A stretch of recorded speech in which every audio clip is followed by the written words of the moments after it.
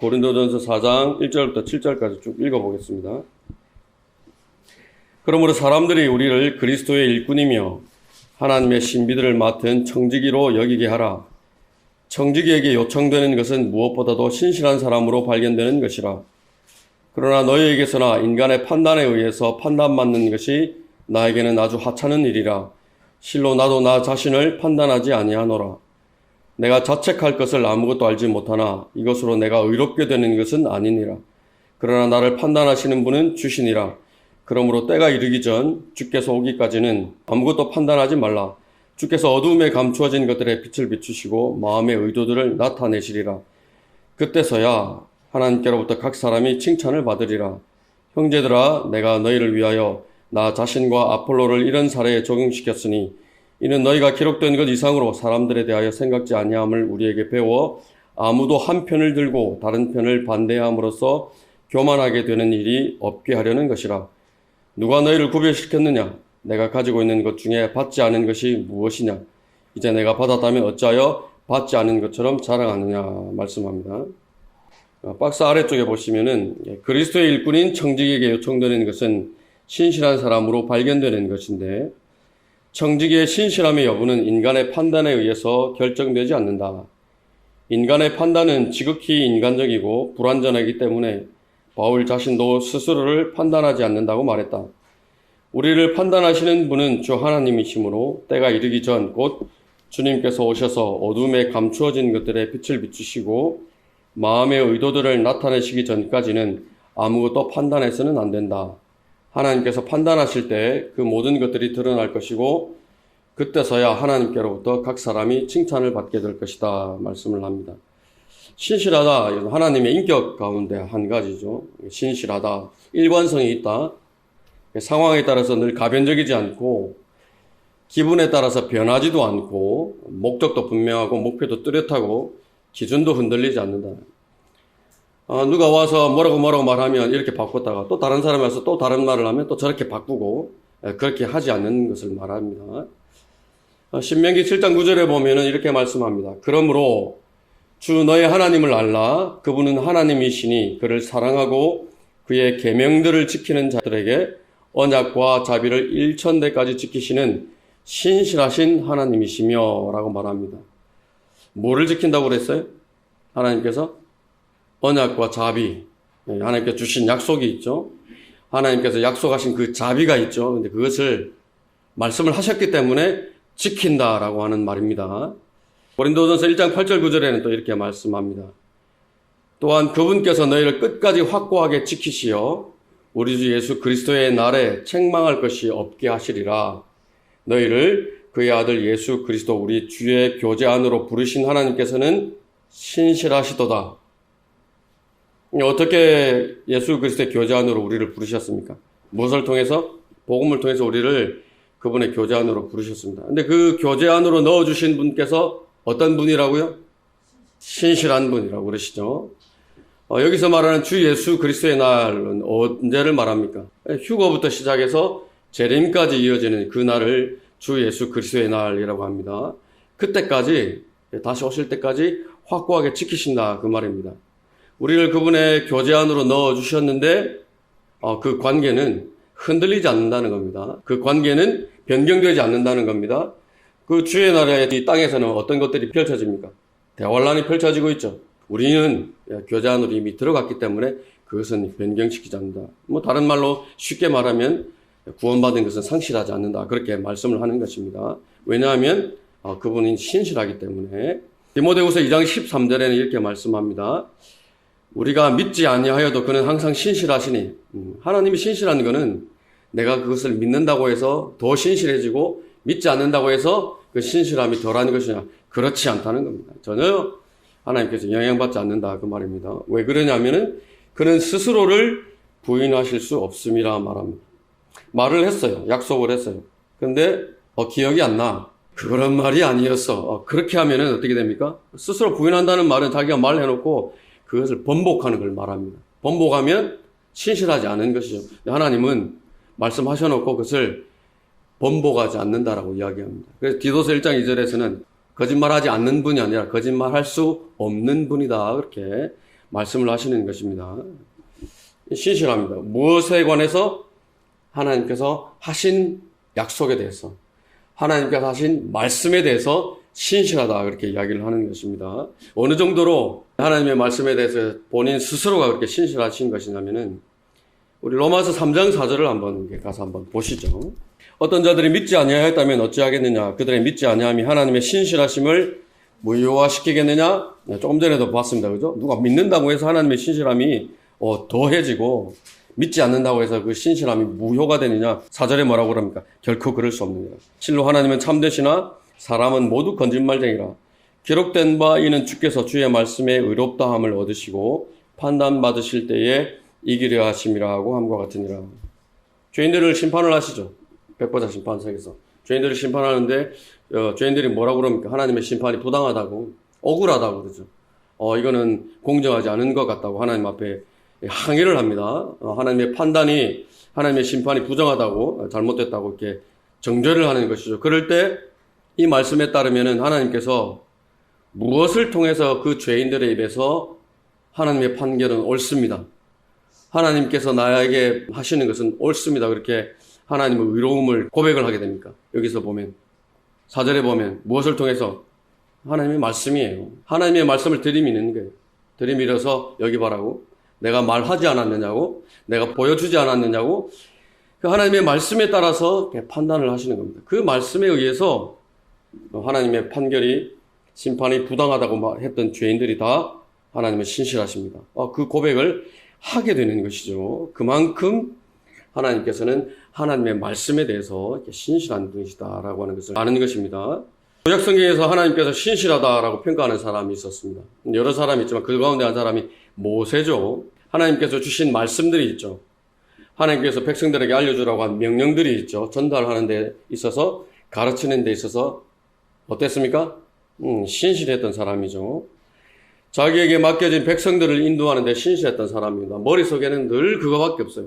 이 모세의 머릿속에는 늘 하나님의 말씀, 어떻게 가르칠 것인가, 어떻게 기억하게 할 것인가, 또 하나님의 집, 하나님의 백성, 저 백성들을 어떻게 가나안 땅에 데리고 들어가서 하나님께서 목적하시는 것처럼 그 땅에서 번성을 누리게 할 것인가, 그거밖에 없는 것입니다.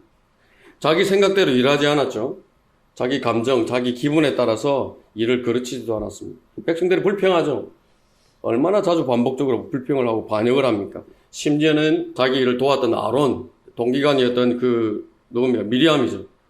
그렇게 나서서 비난을 하죠. 모세를 비난을 할 때도 항상 하나님 앞에 가서 먼저 엎드렸던 것이죠. 성경에서 신실하다라고 하는 표현은 늘 무엇과 관계가 있냐면 하나님의 말씀과 관계가 있습니다. 하나님을 섬기는 그 섬김의 일들과 관계가 있습니다. 신실함, 우리가 이제 세상에서 이해하기 쉬운 말로는 성실하다라고 하는 그 말과 맥락을 같이 합니다. 성실함인데, 그 성실함을 내가 나타내는 대상이 하나님일 때, 또 하나님의 말씀일 때에 신실하다라고 그렇게 이야기를 하는 것입니다. 중요합니다. 신실하다라고 하는 평가를 받는 것은, 인정받는 것은 굉장히 중요한 일입니다. 굉장히 가치가 있는 것입니다. 근데 어떻게 알 수 있습니까? 그 사람이 신실한지 아닌지. 1년, 2년 교회 열심히 다니는 것으로 판단할 수 있어요? 그렇지 않죠. 세상 교회들에서는 이제 주일 성수라고 그러죠. 또 주일 예배 빠지지 않고, 금요철화 빠지지 않고, 새벽기도 빠지지 않으면은 365일 한 번도 새벽기도 빠지지 않으면 믿음이 좋다, 신실하다, 그렇게 인정을 해줍니다.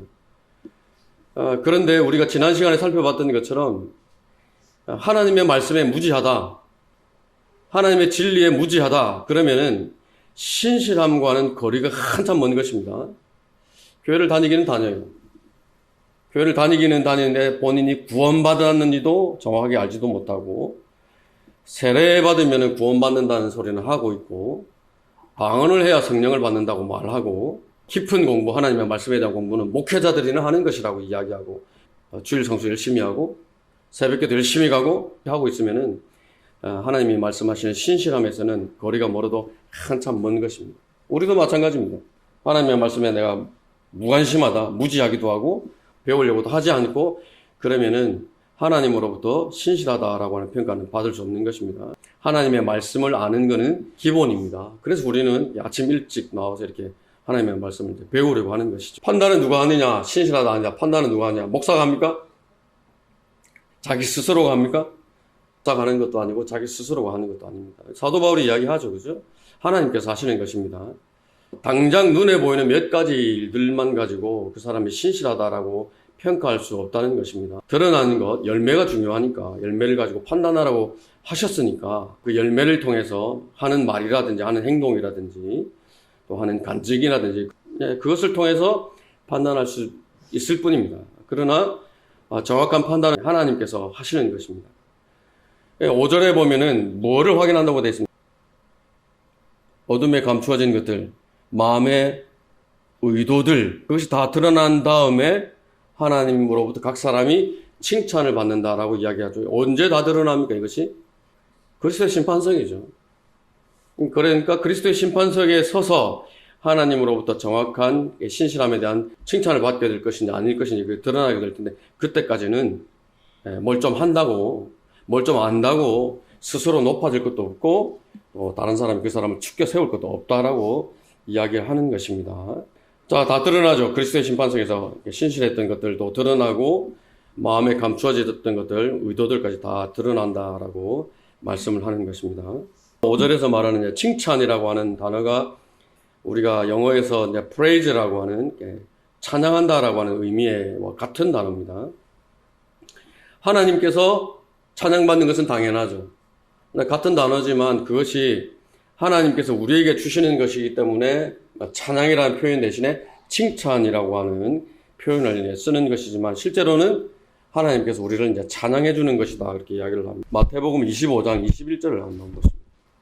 20절부터 보시면은 5달란트 받은 사람은 5달란트를 더 가지고 나와 말하기를 주여 주께서 나에게 5달란트를 주셨나이다. 보소서 그것들 외에도 내가 5달란트를 더 벌었나이다. 라고 하더라. 그의 주인이 그에게 말하기를 잘하였도다. 착하고 신실한 종아. 뭐라고 그럽니까? 착하고 신실한 종아. 내가 적은 일에 신실하였으니 내가 너로 많은 것들을 다스리도록 하리라. 내 주인의 기쁨에 동참하라. 칭찬받죠? 5달란트를 받은 종이 그렇게 합니다. 원래 5달란트는 누구 거였어요? 주인 거였어요. 5달란트를 더 남겼어요. 그건 누구 거예요? 5달란트는 너해 그거예요? 열심히 일해서 벌어놓은 5달란트도 누구 겁니까? 주인 거예요. 그러면 종은 주인에게 이익을 남기는 것은 당연한 것이죠. 당연한 겁니다. 뭐라고 이야기합니까? 5달란트를 벌어왔구나. 주인이 이익을 본 거예요. 기쁘죠? 그 기쁨에 주인이 참여를 시키는 것입니다. 그것이 찬양이고 칭찬하는 것입니다. 신실하죠? 원래 그 종의 역량을 알고 알맞는 양만큼 맡긴 그 주인도 신실하시고 또 그것을 받아서 주인을 만족시켰던 그 종도 신실한 것입니다. 그랬더니 하나님께서 기쁨에 참여를 시키는 것이죠. 찬양을 해 주시는 것입니다. 하나 더 살펴보시죠. 우리 베드로전서 4장을 한번 읽어보시죠. 베드로전서 4장 13절 보시면은 도리어 너희가 그리스도의 고난에 참여하는 자들이 되는 것이니 즐거워하라. 이는 그의 영광이 나타나실 때에 너희도 큰 기쁨으로 즐거워하게 하려 함이라. 아까 우리가 마태복음 25장에서도 종이 주인의 기쁨에 참여했었습니다. 그죠? 근데 여기서도 그리스도의 고난에 참여한 사람들, 여러분들입니다. 고난에 참여한 사람들은 큰 기쁨으로 즐거워하게 하려 합니다. 영광의 이제 참여자들이 되는 것입니다. 그렇습니다. 우리 그리스도인 바빠야 됩니다. 말씀 읽는 일에 바빠야 되고, 공부하는 일에도 바빠야 되고, 복음을 전하는 일에도 바빠야 됩니다. 그냥 한가해서 딴 생각하게 됩니다. 바쁘셔야 됩니다. 모든 것을 판단하시는 주 하나님께로부터 받는 칭찬이 너무나 중요하기 때문에 우리 스스로 어떤 사람이 다른 사람보다 더 낫다거나 혹은 반대로 못하다고 생각해서는 안 된다. 그러한 생각은 오직 교만에서 비롯될 뿐이며 그 결과 시기와 다툼과 분열이 일어나는 것이다. 하나님께서는 우리를 그렇게 구별하신 적이 없으며 더군다나 우리가 하나님께로부터 받지 않은 것은 아무것도 없다. 마치 우리가 주님으로부터 받지 않은 사람처럼 자기 힘으로 이 모든 것을 노력해서 얻은 양 자랑해서는 결코 안 된다. 하늘에서 주시는 것이 아니면 사람은 아무것도 받을 수 없느니라. 우리 스스로의 힘으로 현재 가진 모든 것들을 이루었다고 말하는 순간 그 사람의 신앙은 틈이 생기고 모래성처럼 무너지기 시작한다. 따라서 우리가 해야 할 유익한 고백은 이것 하나뿐이다. 그러나 하나님의 은혜로 지금의 내가 되었고 또 내게 주신 그분의 은혜가 헛되지 아니하여 그들 모두 내가 더 많이 수고하였으나 그것은 내가 아니요 나와 함께 하신 하나님의 은혜로다. 사도 바울이 이렇게 고백을 한 것입니다. 그렇게 많이 수고를 해놓고 이런 고백을 한 것입니다. 무너지는 것은 항상 교만에서 시작됩니다. 교만은 항상 다른 사람과 비교하는 데서부터 쉽게 시작이 됩니다. 부모님은 자기 자식하고 옆집 자식을 비교하기를 좋아하죠. 옆집 아이는 수학 점수를 95점을 받아봤어요. 우리 집 아이는 65점을 받아봤어요. 잔소리를 하죠. 야, 옆집에 누구누구는 이게 몇 점을 받아왔는데 너는 공부를 하냐? 똑같은 돈 내고 왜 그러냐? 심한 경우는 우리 집 아이의 가치가 그 65점짜리인 것처럼 그렇게 생각을 하죠. 그 다른 장점들 그 65점에 다 묻혀버립니다. 아이를 망치는 것입니다. 여기 교회 오다 보면 포천 끝자락, 여기 커브를 틀면 초등학교가 있고 올라오기 시작하는데 보면 플랜카드가 걸려 있더라고요. 누구누구 손주, 연세대학교 무슨 과에 입학했다고 플랜카드가 이렇게 붙어 있더라고요. 열심히 공부를 했으니까 자랑스럽겠죠. 우리 집 아이는 그 스카이 대학은 고사하고 계속 이제 재수를 하고 있고, 그것도 이제 좋은 대학도 아니고 지방대학인데 재수하고 삼수를 하고 있어요. 묻죠. 그 연세대학교 들어가야 하는 할아버지가 그 집 아이는 어떻게 됐어? 묻습니다. 그러면 뭐라고 이야기합니까? 쭈뼛쭈뼛하면서 1년 더 안 돼요. 그러죠. 또 심하면 어떻게 이야기합니까? 이 자식은 그냥 공부는 안 하고 노는 것 같아요. 그렇게 이제 악담을 하죠. 아이가 대기업에 입사를 하면은 어떻게 합니까? 자랑하죠. 다른 단점들 다 묻혀버립니다. 그 이름도 없는 직장에서 다니면 쥐꼬리만한 월급을 받으면은 입도 못 하죠. 명함도 못 내밀려고. 그러면 다른 장점들 다 묻혀버립니다. 우리나라가 좀 그런 것이죠. 그런 평가 방식에 익숙해져 있는 것이죠. 근데 그런 것이 교회 안에서도 눈에 보이는 몇몇 가지들 가지고 이렇게 그런 식으로 평가되기가 일수이다라고 하는 것입니다. 그래서는 안 된다는 것이죠. 영적인 진전, 또 영적인 열매 누가 준다고요? 하나님께서 주시는 것입니다. 하나님께서 깨닫게 하시고 그 마음의 의욕을 주시고 몸을 들였을 때에 그것을 통해서 열매를 맺게 하신다라고 하는 것. 열매를 맺게 하는 것은 항상 하나님이다라고 하는 것을 우리가 잘 기억하는 것입니다. 물론 진리의 지식을 얻기 위해서 시간을 투자를 해야 되죠. 노력해야 되죠. 열매 맺기 위해서 땀을 흘리는 수고가 있어야 가능하죠. 그러나 열매를 주시는 분은 항상 하나님이다. 그것이 열매를 맺었다고 해서 내가 자랑해야 할 것은 아니다라고 하는 것을 말씀을 하는 것입니다. 8절에 보시면 이제 너희는 배부르고 부유해졌으며 우리 없이도 왕들처럼 통치하였으니 내가 하나님께 바라는 것은 너희가 통치하게 되는 것이라. 우리 또한 너희와 더불어 통치하리라 말합니다. 사도 바울이 고린도 교회를 향해서 빈정거리고 있는 것입니다. 굉장히 고생을 많이 했죠. 고린도 교회를 세우기 위해서 사도행전 18장에 보면 사도 바울 일행이 고린도에서 굉장히 1년 반을 지내면서 고생을 합니다. 먹고 살아야 되죠. 생활은 해야 되니까. 그러니까 일은 일대로 하죠. 난식일마다 회당에 가서 유대인들, 헬라인들 대상으로 변론을 하죠. 설득하려고 애를 씁니다. 그러니까 노력 끝에 회심자들을 얻습니다. 최선을 다해서 가르치죠. 열심히 가르치는 어떤 일들도 있습니까? 유대인들 전체가 일어나서 사도 바울을 고소를 합니다. 소스테네를 붙들어다가 구타를 하기도 합니다. 그렇게 애를 써서 세워진 것이 지금 고린도 교회인데, 그 교회를 세웠던 이 사도 바울은 지금 또 다른 곳에 가서 고생을 하면서 수고를 하고 있는데, 고린도 교회 회원들이 지금 무슨 일을 하고 있습니까? 자기들끼리 왕처럼 행세하는 거, 거드름을 피우고 있는 것입니다. 내가 잘났다고. 나는 여기에 속한다고. 나는 개바에게 속한다고. 그런 말들을 해가면서 거드름 피우고 있는 것입니다. 뭐하고 똑같습니까?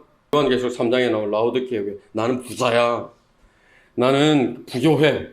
아무것도 부족한 것이 없어. 그렇게 말하는 라오디게아 교회와 똑같은 것입니다. 고린도 교회 성도들에게 정말로 통치하는 자들이 되기를 바란다라고.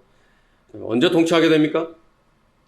주님께서 오셔야죠. 오셨을 때 너희들이 지금 자랑하고 말하는 것처럼 정말로 그렇게 되기를 바란다라고 이야기를 하는 것입니다. 입으로 떠드는 것. 2시간, 3시간 서서 두 팔 벌리고, 여러분 보시죠. 막 손들고 막 통치하리라, 통치하리라. 노래로 부릅니다. 그렇게 한다고 해서 통치에 참여하는 것이 아니라는 것이죠. 일을 해야죠. 입 다물고 묵묵하게 섬겨야, 합당한 열매를 맺어야 그 통치에 참여하는 것입니다. 입으로 떠들지만 말고 정말로 수고하고 열매를 맺어서 너희들이 그 통치에 참여하게 되기를 바란다라고 사도 바울이 이렇게 진지하게 이제 충고를 하고 있는 것입니다. 계속 이제 교재 보시면 예수 그리스도를 위해서 고난받는 진정한 일꾼 8절부터 14절까지 내용인데 8절 금방 봤으니까 9절부터 쭉 한번 계속 보시죠. 하나님께서 우리 사도들을 죽이기로 정해놓은 자같이 맨 마지막에 두신 것으로 내가 생각하노니 우리로 생각과 천사들과 사람들에게 구경거리가 되게 하셨습니다. 우리는 그리스도를 위하여 어리석은 자들이지만 너희는 그리스도 안에서 현명하도다. 우리는 약하지만 너희는 강하고 너희는 존귀하나 우리는 비천하도다. 지금 이 시간까지도 우리는 줄이고 목마름이 헐벗고 매맞으며 정처가 없고 우리 손으로 일함으로써 수고하며 욕을 먹으면 축복하고 박해를 받아도 참으며 비방을 받으나 권면하고 세상의 쓰레기같이 되며 지금까지 만물의 찌꺼기가 되었도다.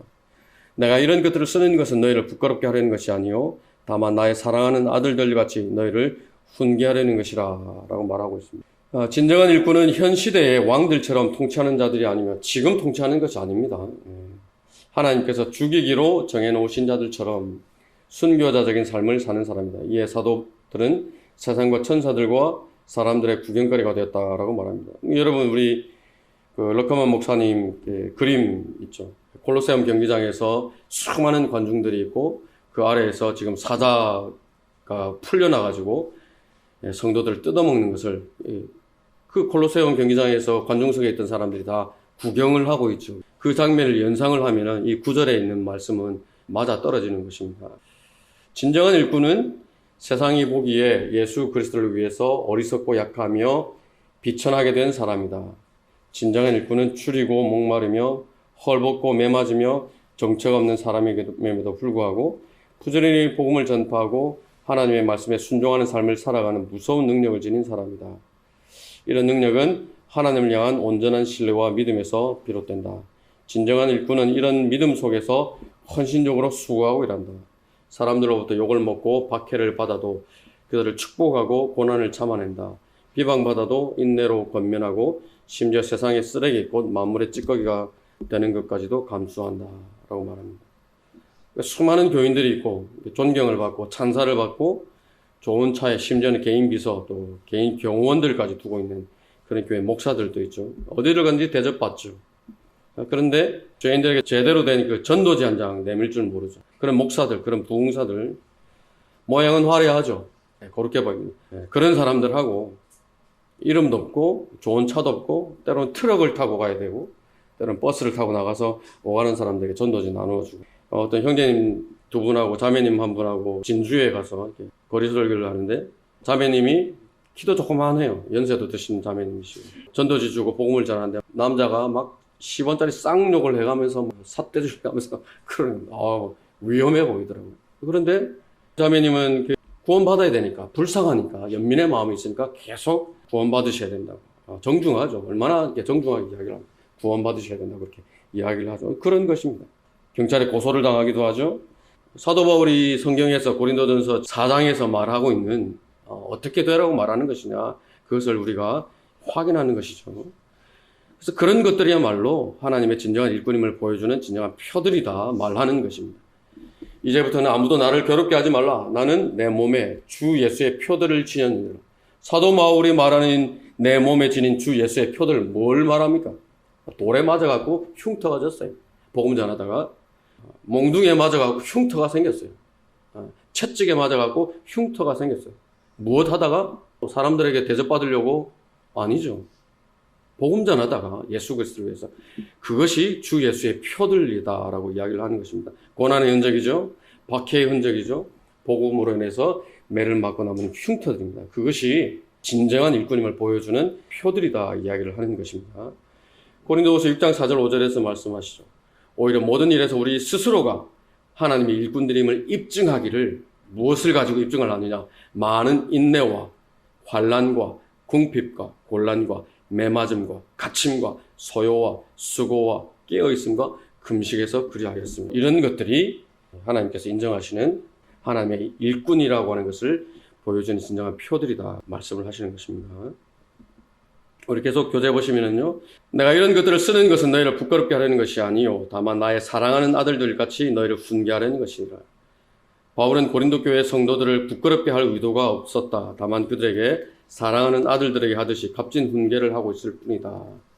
바울의 이러한 서신을 읽고 자신을 부끄럽게 여길 줄 모르는 그리스도인이 있다면 그는 자기 자신을 깊이 성찰해야 한다. 나는 그리스도를 위해서 고난을 받는 진정한 일꾼인가. 각자가 그래 성찰해 볼 수 있습니다. 사도 바울이 말하는 것은 굉장히 강한 것이죠. 야, 니네들 지금 뭐해? 쉽습니다. 그죠? 근데 그 말보다도 더 이렇게 마음에 뼈에 사무치는 훈계를 지금 하고 있는 것이죠. 겸손한 것입니다. 사도 바울 자체가. 또 고린도 성도들을 위해서 마음이 진지한 것이죠. 먼저 되었다고 함부로 하지도 않습니다. 존중하는 것입니다. 진심을 다해서 충고를 하고 있는 것입니다. 우리 성경부터 먼저 한번 보시겠습니다. 15절부터 21절까지. 너희가 그리스도 안에서 1만 명의 스승을 가졌을지라도 아비들은 많지 아니하니 그리스도 예수 안에서 복음을 통하여 내가 너희를 낳았습니다. 그러므로 내가 너희에게 권고하노니 너희는 나를 따르는 자들이 되라. 이로 인하여 내가 디모데를 너희에게 보냈으니 그는 나의 사랑하는 아들이며 주 안에서 신실한 자니라. 내가 각처 각 교회에서 가르친 대로 그가 그리스도 안에 있는 나의 방도를 너희에게 기억나게 하리라. 어떤 사람들은 내가 마치 너희에게 가지 아니할 것 같이 교만해져 있도다. 그러나 주께서 원하시면 내가 너희에게 속히 가서 교만해 있는 자들의 언변이 아니라 능력을 알아보리라. 이는 하나님의 나라는 말에 있지 아니하고 능력에 있음이라. 너희가 무엇을 원하느냐? 내가 매를 가지고 너희에게 나아가랴? 아니면 사랑과 온유의 영으로 나아가랴? 라고 말씀합니다. 사도 바울이 고린도 교회 성도들 내가 너희를 낳았다라고 이야기합니다. 아이를 임신을 해서 10달 동안 뱃속에 넣고 다니는 것도 쉬운 일도 아니고 아이를 낳는 것도 출산의 고통도 이만저만이 아니죠. 아이를 키우는 것 더 보통 일이 아닙니다. 나이지리아 속담에는 아이 하나 키우려면 온 마을이 필요하다. 그런 속담도 있다고 합니다.